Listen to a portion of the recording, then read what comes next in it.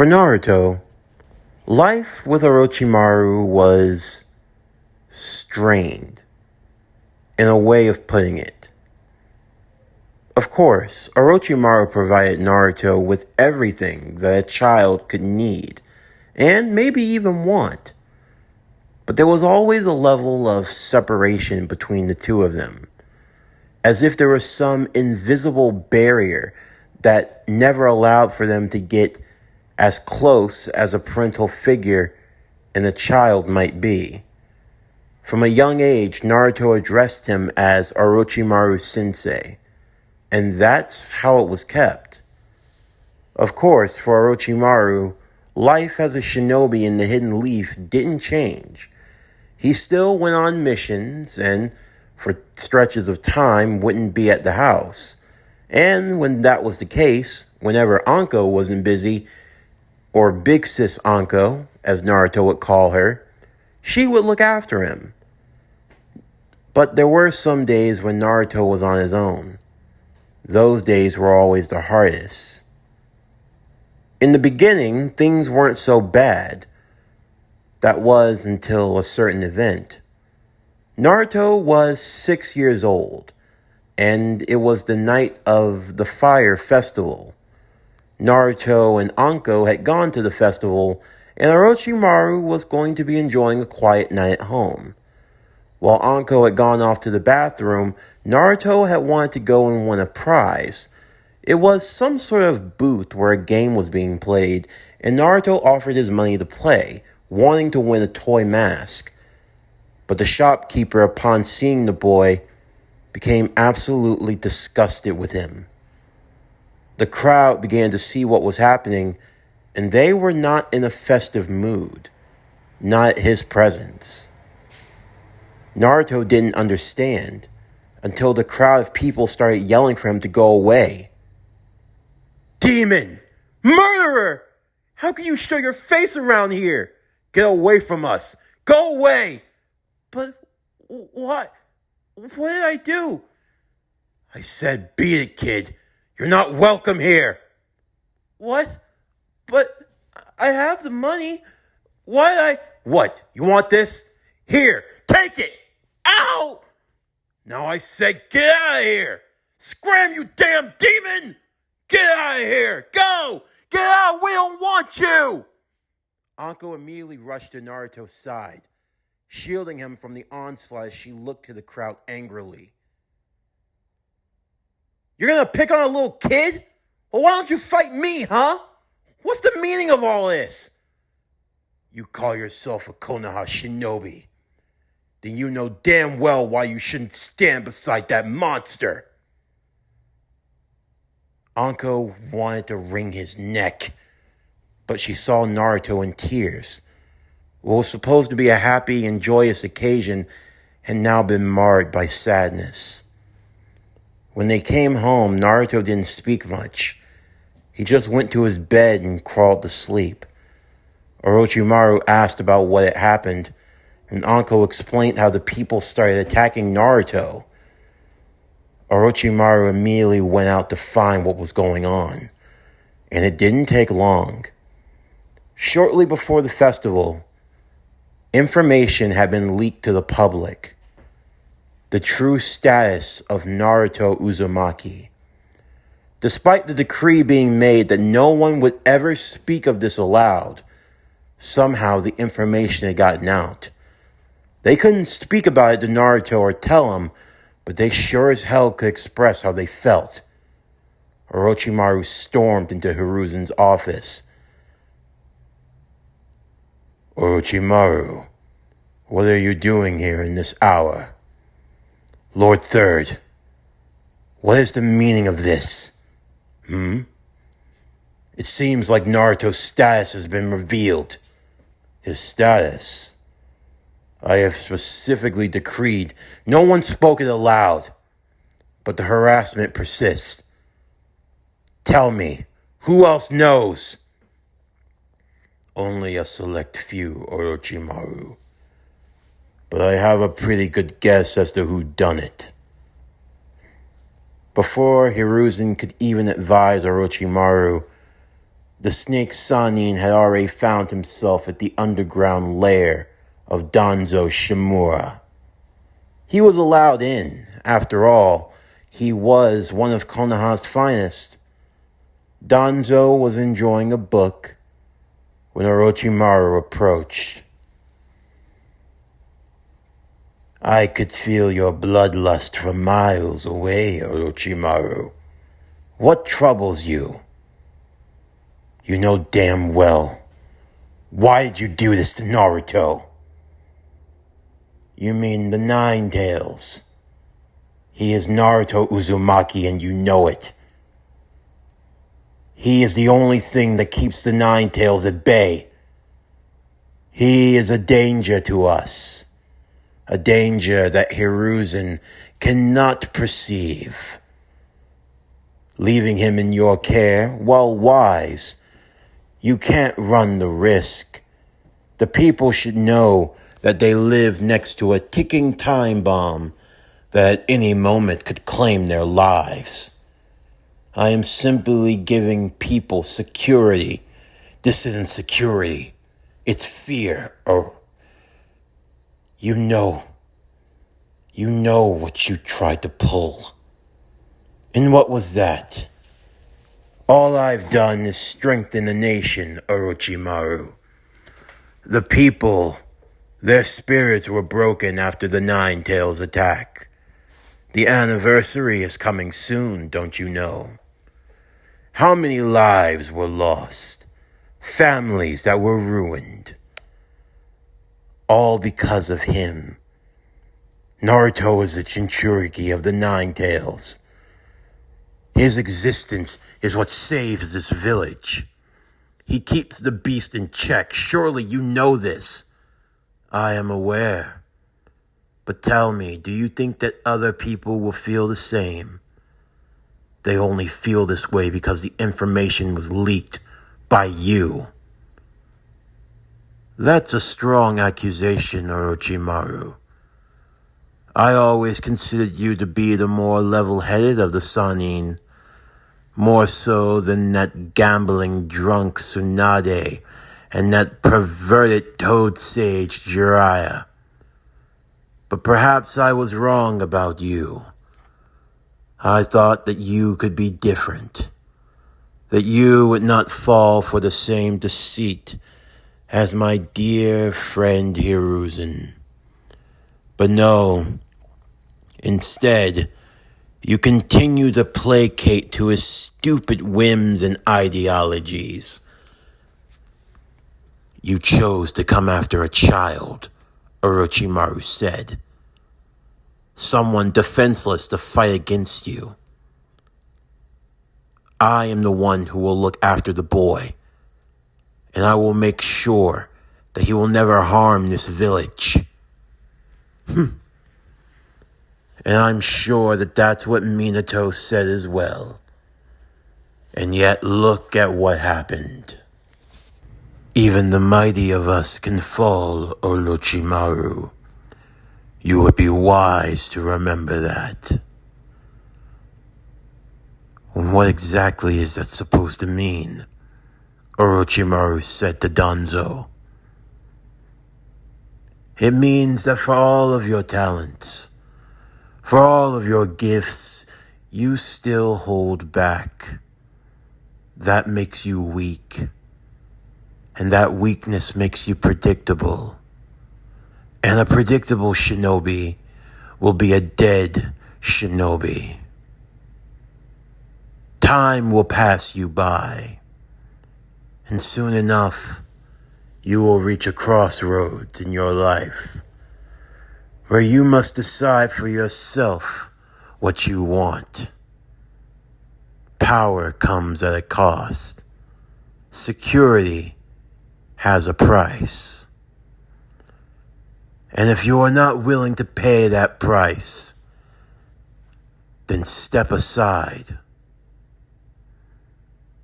Orochimaru turned away from Danzo as he began to leave.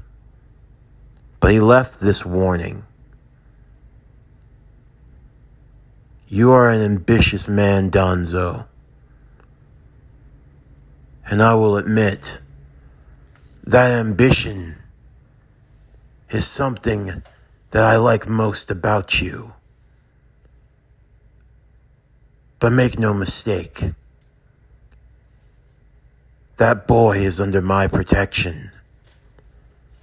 And as long as I am alive, no harm will come to him. Do you understand me? Of course, Orochimaru, of course. And I wish you a long and prosperous life. Orochimaru continued to care for Naruto. Of course, as the boy began to grow and come of age, as he began to walk down the path of a shinobi, he met varying troubles and problems along the way. For one, his skill in ninjutsu was, well, awful. And Orochimaru observed that the boy was practicing. This wasn't the case of someone being lazy and not putting in the work. It was almost as if there were a hindrance upon him. Upon closer inspection, Orochimaru began to understand why. He would bring this up in conversation with Hiruzen, mentioning the effects of the 8 tetragram seal that had been used to keep the Nine Tails in check. It's what I've been able to observe, Lord Third, Orochimaru said. The seal that's in place on Naruto, it doesn't just hold the Nine Tails itself.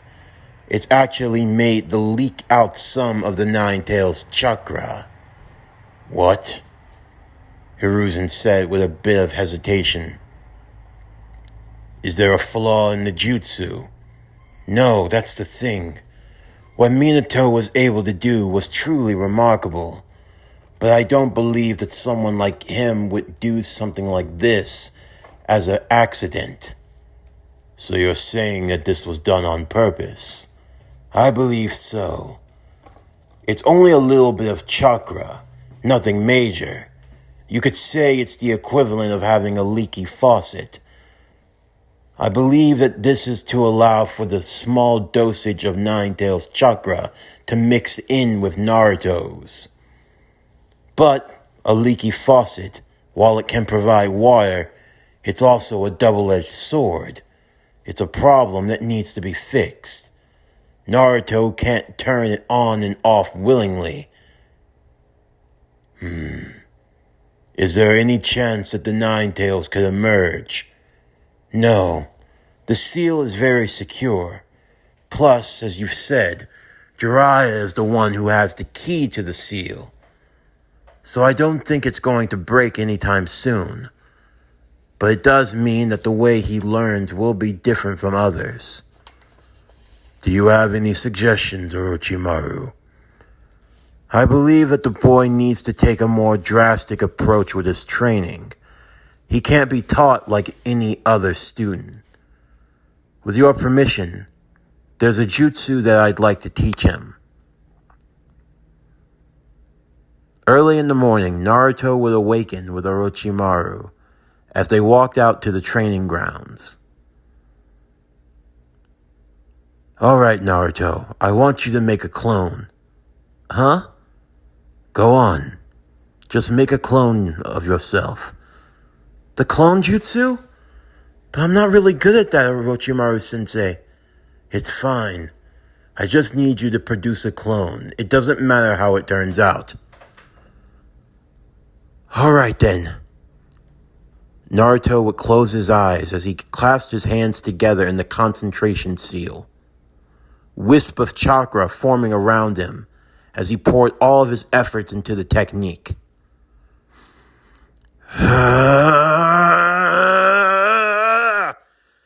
Clone jutsu! In a large poof of smoke, 3 clones would appear. A dingy, outdated clone that looked like it was something out of a printer that was faulty. A tiny Naruto that was a clone but was rather small. And then there was another clone that looked, well, challenged in the mind. How was that? Just as I suspected. Oh, I can't do it. And I'm working really hard. But for some reason, I just can't. It's not you, Naruto. Huh? It's actually quite the opposite. You're learning a jutsu that's not suited for someone of your talents. Orochimaru couldn't tell the boy of his true status as a Jinchuriki. Not yet. But they had to find a workaround for it. The problem isn't you. It's the jutsu. The jutsu isn't suited for someone like you. You need more refinement, more control. That will come in time. But you need to work with something much bigger. Bigger? Imagine that you're on a beach, Orochimaru would say. The beach? What does a beach have to do with anything? Just pay attention. If you were attempting to build a sand castle, you would need water, wouldn't you? Yeah, you need water to mix with the sand. And what would you use to get that water? Would you use a spoon? No, a spoon would take too long. You'd hardly get any water and you wouldn't get anything out of it. You would use a sand bucket, right? Exactly. Or you could use something even bigger. Something that could contain the water and something that you could use. That is the secret. The secret? I thought that analogy would go a lot better. But to sum it all up, you're using a spoon when you should be using a bucket. Naruto kinda understood what Orochimaru meant by this. Orochimaru walking him through the steps of the Shadow Clone Jutsu. And what's going to make this one any different? Naruto, your chakra reserves are much larger than even the average shinobi.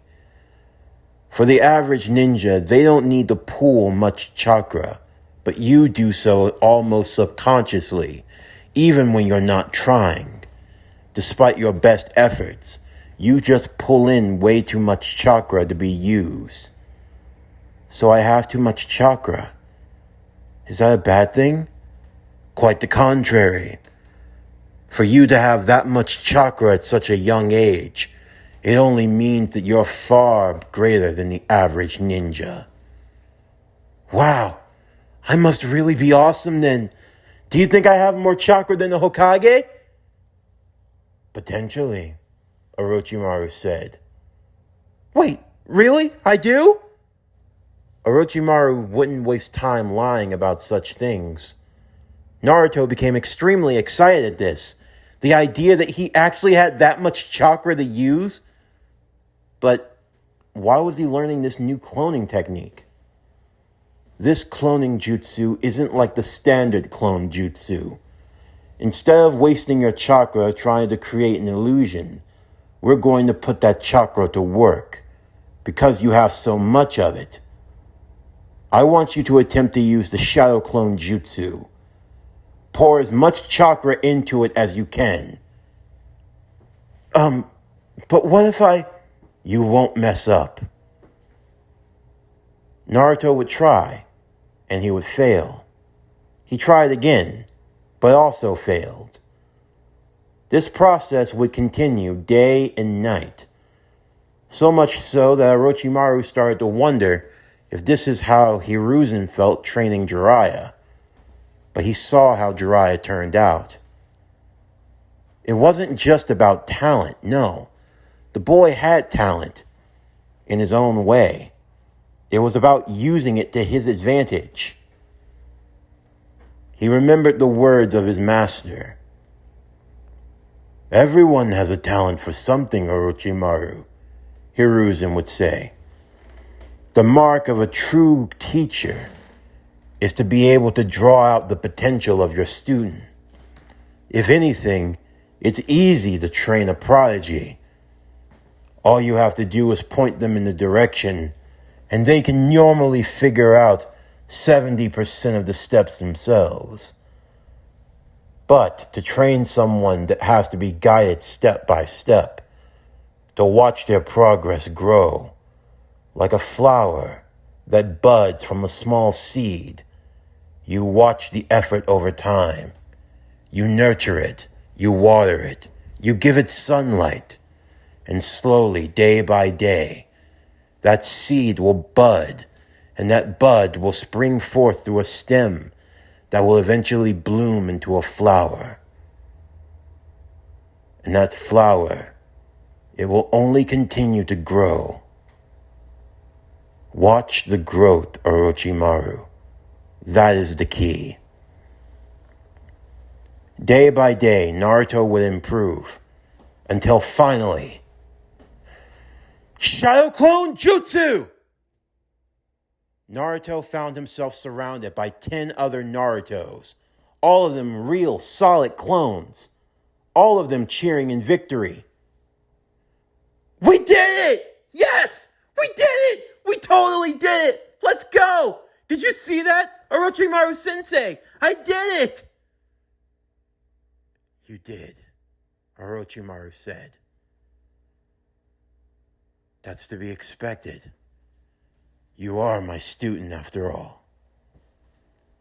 From that day forth, Naruto's confidence would continue to grow. Did people still mess with him from time to time? Yes. He got looks from people in the village, mothers cowering away with their children, older men who looked at him with disdain and vitriol. But Naruto would let it wash over him, because even if it were small, he had enough people in his life who supported him. Because of that, no matter what challenge he faced, he always knew that there was hope, that he could always get better, that he could always improve. In time, Naruto's place in the academy, it would start to change. He began to rise through the ranks. Of course, Naruto wasn't much of a studious student. Orochimaru's best efforts couldn't get that out of him. At best, when it came to his studies, taking tests, he was around a C. Not too good, but not too bad. He was average. But when it came to the physical work, that's where Naruto's gifts truly shined. It was something that the teachers would notice. Whatever the boy lacked in skill, he made up for in enthusiasm. Iruka was especially impressed. Naruto started out physically not being that gifted, but through hard work and determination, he found himself outworking everyone. So much so that even the class number 1, who was said to be the rookie, Sasuke Uchiha, found himself being challenged by Naruto. And that challenge only caused him to grow in strength as well. Until finally, the day of the graduation exam would be upon them. They would go through a series of tests. First, the transformation jutsu, where each student had to transform into their sensei, that being Iruka. Naruto and Sasuke were able to perform it flawlessly. They were able to perform the substitution jutsu, as well as shuriken throwing practice. They had a bullseye target, and they had to get a score of 1 to 10, using 5 shuriken. The bullseye would give them a score of 5, while every number out would give them a different number. The goal was to score 10, using only 5 shuriken. If 2 shuriken got bullseyes, that was a perfect score. Or you could get it through a combination of 5, 2s, and 1s. Sasuke would score a perfect 10. Naruto wasn't too far behind, scoring an 8. And then, the the clone technique. Each student would perform the clone jutsu, until finally Naruto was the last one. Everyone in the class, even though they acknowledged Naruto's growth, they knew that this was the jutsu he always struggled with. As Naruto stepped forward, Iruka and Mizuki looked on. Iruka was hopeful. Naruto had taken great strides to improve in his scholarship. And for Mizuki, he sneered under a fugazi smile. He's not going to do it. All that effort that Lord Orochimaru put into training him will be gone to waste. All right, Naruto, when you're ready. Right. Shadow Clone Jutsu! What? The teachers looked on in surprise as Naruto would produce 12 shadow clones. No way! He had to have cheated. He couldn't have possibly have pulled that off. Iruka would walk to the clones as he observed them. No, they're not illusions. These are real, tangible clones. But how could that be? We specifically had clone jutsu in the curriculum. I'm sorry, but he still failed. No, Iruka said. What? Iruka, we can't give special treatment, one of the proctors said. The students were told to perform a clone jutsu. Yes, this might be a variant of the clone jutsu, but they're still clones. If anything, he should get higher remarks. He was able to perform a jutsu that shouldn't be done by a genin. And look at how many he made. Most jonin can only make 1, 2, 3 max, and that's considered mastery level. He's made 12, and he's only going to grow and get stronger. But still, that's enough. Naruto, you pass. Naruto was given his headband, and he felt an overwhelming sensation of joy. He couldn't believe it. Every day that he worked hard, every day that he trained, he did it with the expressed goal of meeting Orochimaru's expectations. And now, he'd finally been able to take that next step. He'd finally been able to do it. This was the greatest day of Naruto's life. As he walked into the waiting room with the other kids, all of them, a little surprised, but still, perhaps they shouldn't have been. Sasuke looked on as well. They had now both achieved the rank of genin. From the days that Sasuke had been in the academy, him being number 1 was always the absolute, something that was never questioned. Naruto had started off as the dead last, but as time had gone on, the gap between them had begun to shrink. Sasuke had to put more effort in, more than ever.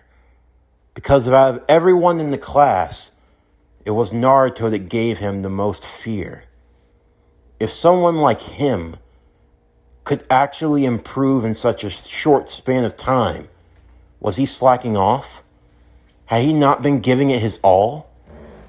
Sasuke's work and drive to be the best, it pushed him to the point where he had actually managed to achieve the one Tomo Sharingan. Sasuke took elation in this revelation. Perhaps Naruto was useful if he could push him to this degree. But at the same time, Sasuke made a vow. This was as far as Naruto would ever push him. Begrudgingly, he had to give the boy his respect. The fact that their drive and competition against each other had led to him getting his Sharingan, well, he was grateful for the power, but perhaps not happy about the how he had to obtain it. Iruka would then announce who would be the rookies of the year for the Kunoichi and for the standard shinobi, or the boys and the girls. For the girls, Kunoichi of the year went to Sakura Haruno. which was extra special considering that Sakura didn't come from a shinobi clan, like Hinata Hyuga or Ino Yamanaka. And as for the boys, the male rookie of the year, it was now a co-award. Sasuke and Naruto were tied for first. Tied. The class looked at both Naruto and Sasuke. Sasuke looked irked. Naruto couldn't believe it. He went up to the front of the class to accept his award, and Sasuke begrudgingly took his. At the end of the day, some girls were even talking to Naruto. Of course, their parents had always told him to stay away. But Naruto was kind of different. Sure, he could be a bit goofy, a bit silly, and he had a bad habit of telling a joke one time too many. But he actually had skill. Skill that actually allowed him to keep up with the number one cutie, Sasuke. For the girls, that left them a bit intrigued. It wasn't uncommon to hear these conversations on the schoolyard. I like Sasuke, I know, right? Sasuke's so cool. And there's Naruto. What? Come on, you don't actually mean that. Well, I mean, look at him. He's kind of adorable with those cute little whiskers, those blue eyes. And he really works hard. You can see it. There's no way he's better than Sasuke. That had become the theme of the class. Naruto and Sasuke. Who was going to be the best? Now with them both winning co-rookie of the year, it only solidified that rivalry even further. After school, as Naruto was walking out, preparing to head home, he heard someone call out his name. Hey, Naruto! Huh? Sasuke? What? You're not really satisfied with that, are you? What, this? Naruto said, holding up his Rookie of the Year award. Yeah, I earned it. Bullshit. Huh? Yo, what's going on? It's Naruto and Sasuke. They're going at it. What are you talking about, Sasuke? There can only be one Rookie of the Year. There's no way. Well, maybe we're both just that good. That's what you think? That we're both that good? No. In all of the Academy's history, there has never been a co-Rookie of the Year. There's only been one. If you can really accept that award, then it means that you accept mediocrity. What are you talking about? Naruto said with his voice having a tint of annoyance. The results are what they are. Or what? You can't handle that the dead last finally caught up to you? Perhaps it means that the great Uchiha aren't as great as they think they are. Sasuke quickly approached Naruto. Why don't you say that again? I dare you. Aw, what's the matter? Truth hurts? I'm warning you. No. You were the number one in our class for over 4 years. And I was the only one who had the guts to actually keep up with you. Well, what's the matter? You scared that someone actually wanted to challenge you for your spot? You thought you could just coast to the Rookie of the Year? Well, maybe. But unfortunately, you're in the class with Naruto Uzumaki. That doesn't mean anything. If I beat you now, then I claim that award for myself. Oh, really? Naruto said. Mighty presumptuous of you to assume that you're the one that would win that encounter. It's not presumptuous if you already know the facts. Well, I got facts for you. If it really came down to it, anytime, any place, I would kick your ass. Then let's do it. training ground number 4. Huh? That's right. Be there in an hour. Unless you're a scaredy cat. I'm not scared, Sasuke. But you should be. You're so hell-bent on this award. It must really mean a lot to you. It's not about the award. It's about putting you in your place. I don't care how good you think you are. You're not better than me. Well, we can agree about one thing. I don't think that I'm better than you. I know I'm better than you. And what happens if I kick your ass today? I take that half of the award for myself. At least if we leave it like this, you save yourself the embarrassment. Sasuke slapped the award out of Naruto's hand, knocking it into the dirt on the ground. I'll see you in an hour. The students were already heading to the arena, the training ground where everyone was going to wait for the upcoming battle. It was located near the shopping district of Konoha. So there would be some adults walking around, but since it wasn't uncommon for the ninja to use that training area, no one thought twice about it. Shikamaru, one of Naruto's friends and associates, was walking with him along with Choji, who was on his 4th bag of chips. Oh, you guys really gotta try this new flavor.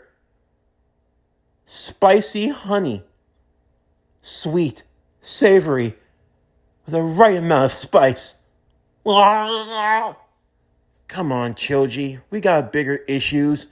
Naruto, you're not seriously gonna fight Sasuke, are you? I have to. He's the one that came looking for it. No, you don't. This is an unofficial fight. If we don't have a proctor around, it's not going to count. And you could get in serious trouble.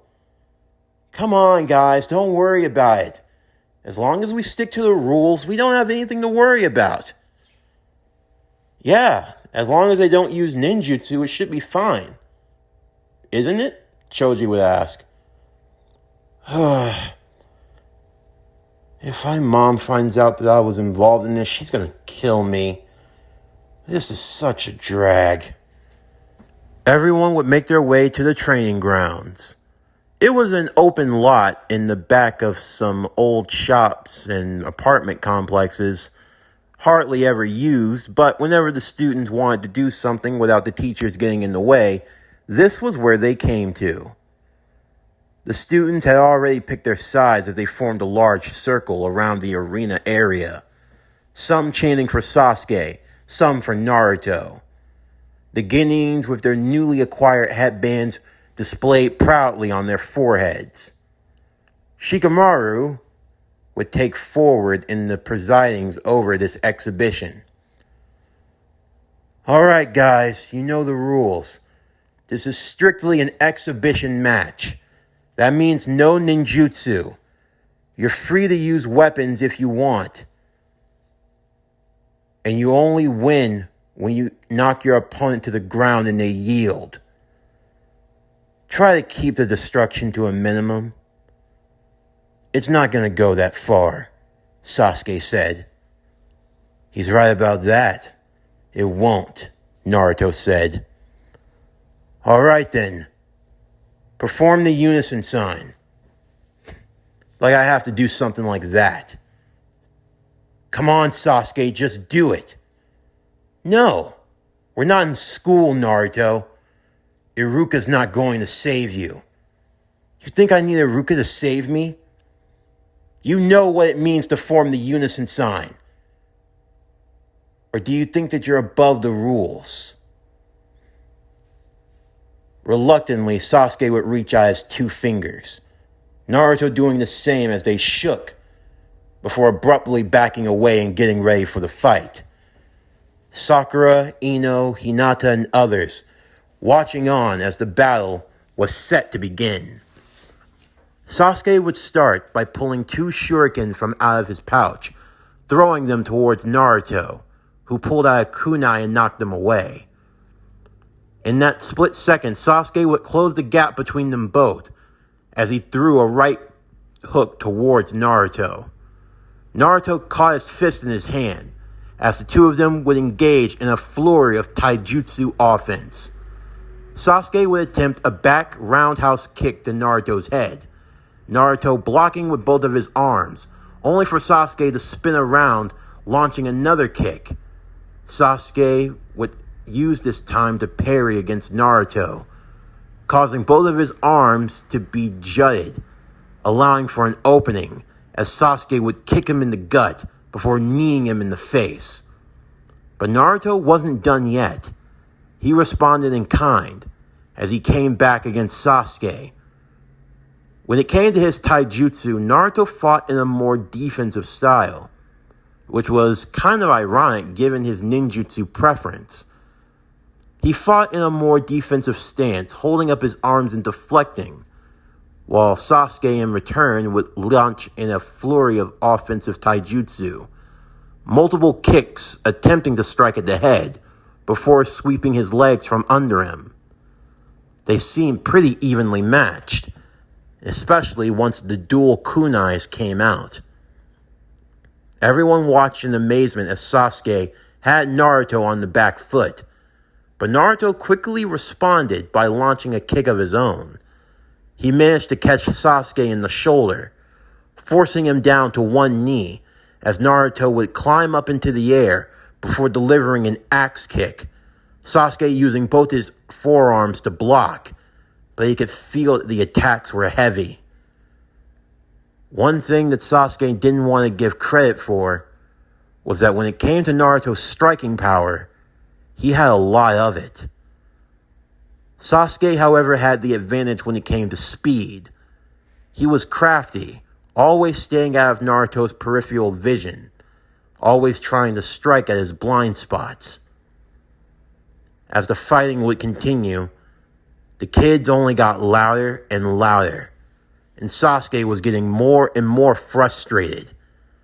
He attempted to go in for another side kick once more. He kicked Naruto right in the left side, aiming for his ribs.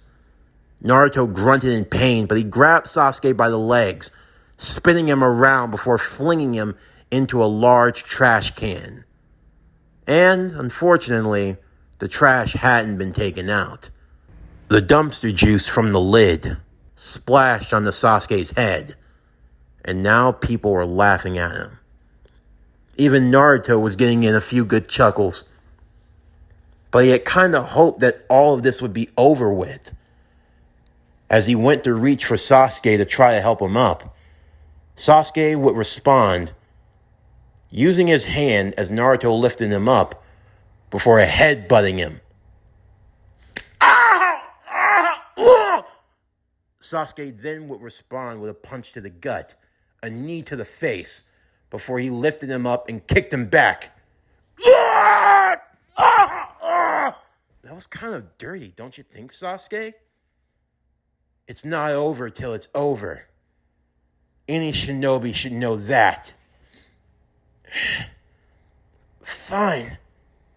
If that's really how you want to play it, Sasuke, then we'll do it your way. Naruto would then race towards Sasuke, who held up his hands. Naruto would then respond by trying to sweep his legs from under him.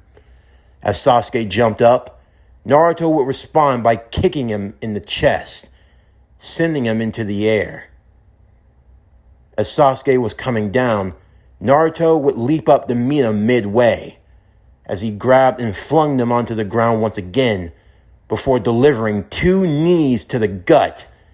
Falling down below, Sasuke felt like his eyes were going to roll back into his head. It took everything to keep from falling unconscious. As Naruto was about to get up and finish him, in a desperate move, Sasuke would bring his hands together, gasping for whatever air that he could. He quickly went through a series of hand signs before heaving out, "Fire style!" Fireball Jutsu!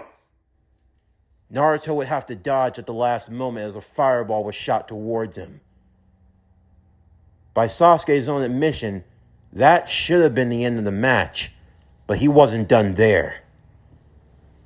Fire style! Phoenix Fireball Jutsu! Sasuke began to shoot off multiple fireballs towards Naruto. The students now had to run and move out of the way, as Naruto ducked and dodged every fire that came towards him. If we're not holding back anymore, then that means I can go all out. Shadow Clone Jutsu! Out of the puffing columns of smoke, multiple Narutos would race towards Sasuke. Sasuke activated his Sharingan, the one tomo spinning in each eye. He began to move across the ground as if he were gliding on ice, striking away at each one of the clones and taking them out, able to read their movements. There might be more of you, but it doesn't matter how many times you multiply a 0. You still get 0! Sasuke would grab one arm of the clone, flinging him into another, double kicking at another clone right in the face, causing him to poof. He systematically picked them all apart, as Naruto and Sasuke's fighting would now spill out into the streets. The people watching on as Sasuke and Naruto would continue on in their fight, hoping to try to close the gap between them. Sasuke, using a kunai attached with ninja wire, would wrap it around Naruto's leg, pulling him back as he used fire-style fireball jutsu. Naruto would evade, but one of the food stands would be set ablaze with fire. The people were now starting to scream and run in panic. Not too far away from the academy, Iruka could hear the commotion as he and Mizuki went to check it out. The students would tell them that Naruto and Sasuke had gotten into a fight, but that things had now taken a turn. Now, the streets were filled with chaos. Sasuke and Naruto both equally dishing out punishment. Naruto had used the Shadow Snake Jutsu, as multiple snakes would appear from Naruto's clothing, grabbing onto Sasuke and biting into him. In kind, Sasuke would back away before using the fireball jutsu to burn away at the snakes. He could feel that he was at his limit, using multiple fire techniques. Even for Naruto, trying to evade and keep away from Sasuke, it was putting his cardio to work. But Sasuke would catch him. As he got face to face with his Sharingan activated, Naruto would swing for one of his signature right hooks, only for Sasuke to block it, evading at the last moment as he would begin to hit Naruto with a series of combo strikes. Multiple shots to the chest before an uppercut, sending Naruto high into the air. He would then jump even higher above him. Now you're done! Fire style! Great Fireball Jutsu! Oh no. Before Naruto could even react, Iruka would move between the two boys, his back being singed with flame as he yelled out, grabbing hold of Naruto and protecting him.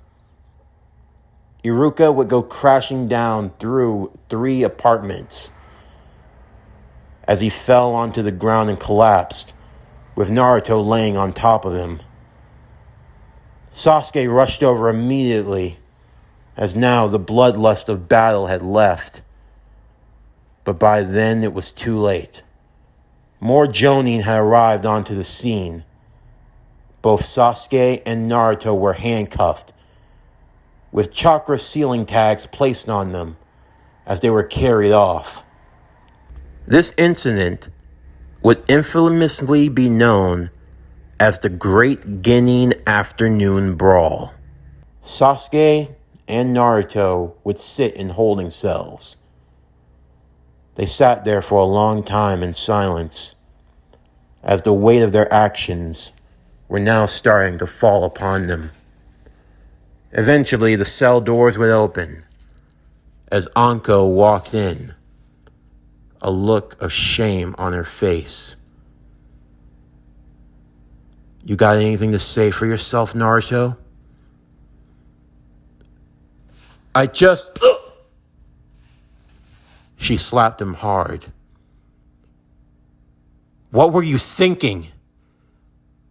You could have hurt people, Naruto. And here I thought that you were actually maturing. She ripped his headband off of his head. You don't deserve to be a shinobi.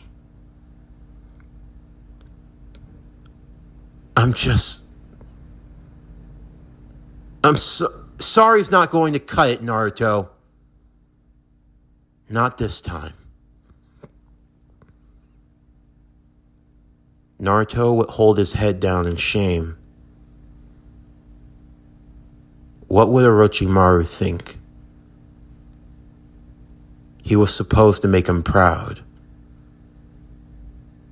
To show that all of that training, all of that work, that it amounted to something. But all he had done was fail him. Once again.